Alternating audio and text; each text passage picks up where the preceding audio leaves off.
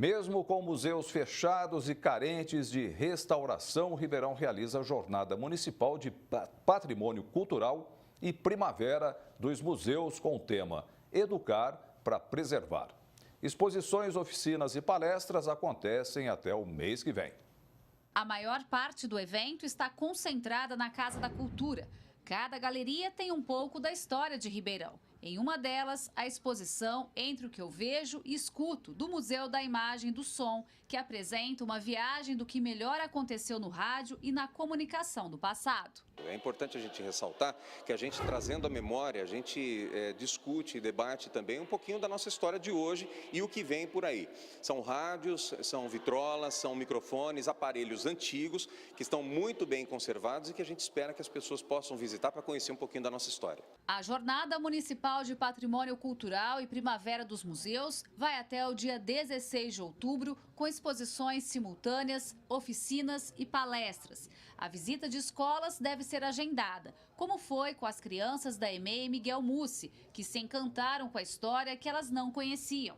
O tema do evento é educar para preservar. Fazer com que o aluno, despertar nesse aluno o interesse pela história da cidade, né? pela sua localidade. E, a partir disso, o aluno compreender todo esse processo da importância de preservação do patrimônio cultural.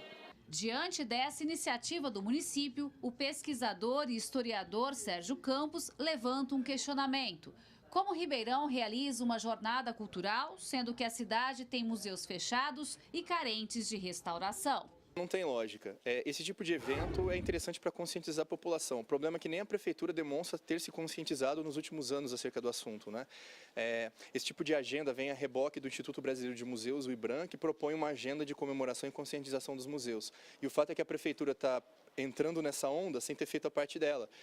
O que soa bastante oportuno em ano eleitoral, fazer esse tipo de bravata em ano político, mas sem ter laço na realidade das ações da prefeitura. O MIS, por exemplo, está fechado há 6 anos e as peças encaixotadas aqui na Casa da Cultura há 5. No total, são 40 anos de história e acervo e o museu nunca teve uma sede própria. Diante dessa situação, qual o futuro do MIS aqui em Ribeirão? As peças do nosso acervo estão muito bem conservadas, posso te garantir isso e garantir para a população que é o maior interessado e a gente tem muito interesse em mostrar. O futuro do MIS, estamos aguardando algumas coisas que estão acontecendo com alguns espaços em Ribeirão que podem proporcionar, que façam com que o MIS seja reaberto. Eu entendo que a postura aí da administração pública municipal é de certo modo um pouco contraditória, porque inclusive um dos objetivos desse evento é conscientizar a população na utilização do patrimônio público, dos bens que têm importância cultural, quando na verdade muitos dos nossos museus aqui de Ribeirão eles estão há muito tempo fechados. Então, talvez a própria administração pública municipal não esteja dando cumprimento a isso que ela quer trazer para a população da cidade. O que nós temos que fazer é cobrar ainda mais a prefeitura para que ela venha fazer a sua parte. Caso contrário, o que aconteceu no Museu Nacional lá no Rio de Janeiro pode acontecer aqui em Ribeirão. Todos os aparelhos públicos da área de patrimônio em Ribeirão Preto não estão do jeito correto. Gislene Lopes para o Jornal da Clube.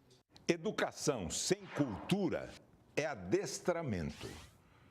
Educa-se seres humanos, adestra-se animais.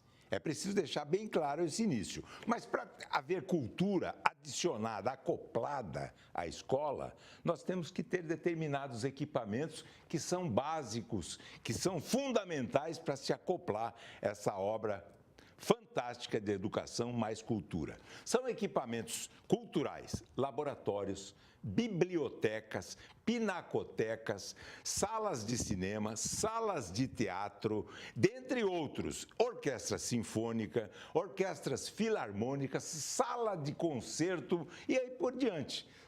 Todos eles acoplados permitem uma formação cultural diferenciada para o ser humano. Os museus incluem-se nessa relação que eu fiz questão de elencar um por um. Museu é uma palavra que, junto com música, vem de uma terminologia grega. Musa. Musa quer dizer inspiração no idioma grego, de onde se tem, portanto, a realidade de que observa-se a realidade, inspira-se, põe para dentro. Transpira-se, trabalha, pensa, reflete a respeito do assunto, separando que reflexo é aquilo que o jovem tem, mais do que o idoso. O idoso tem menos reflexo, mas tem muito mais que o jovem, que chama reflexão. Reflexo e reflexão são do mesmo útero terminológico, mas são diferentes. É por isso, mas são coisas diferentes. É por isso que os equipamentos culturais permitem essa distinção. Inspira-se, transpira-se, quando se expira, põe para fora, para fora, ins para dentro. Se põe para fora um conhecimento que resultou do trâmite entre uma área do conhecimento e outra.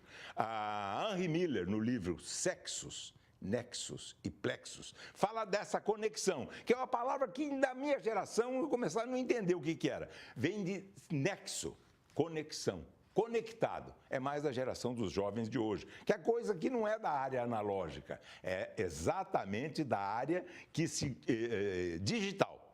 E o analógico é a pré-história do digital. É tão distante, que tão perto, mas tão distante, exatamente, não no arco do tempo. É distante do ponto de vista de conhecimento. É preciso ficar, portanto, bem claro que os equipamentos que tem no museu, que está nessa pauta do dia de hoje, nesse comentário, é um assunto que precisa merecer mais atenção dos senhores dedicados à educação para acoplar uma realidade da qual nós estamos distantes.